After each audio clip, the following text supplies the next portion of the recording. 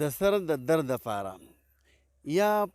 ټینشن دپاره یا په سر باندې مې نیمڅیری دی یا پې درد راځي یا داسې نور د ذهني چې ما ته غالبا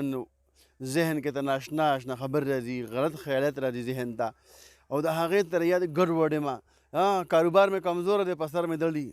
پیسې هسې لږې دي یا ډېرې په سر مې درد دی، هر ټایم راته درد دي، او کله کله وچاودو په سر باندې مې وایي لوپټه کېدی، په سر باندې مې رومیل کېدی. نو الله بندګانو مفت کالذي د الله د رضا لپاره راته یو وظیفه ښیم، په خپله پې هم عمل کوو، د الله د رضا لپاره به نور ته هم ورسوئ. دا زموږ ته حق کېږي ښه. په دې باندې زما ورته هېڅ ټایم نه لګي، صرف او صرف دا عمل وکړئ، تا د سر درد به انشاءالله العزیز ختم شي د الله فضل سره. او د هر مانځه نه بعد 11 مرتبه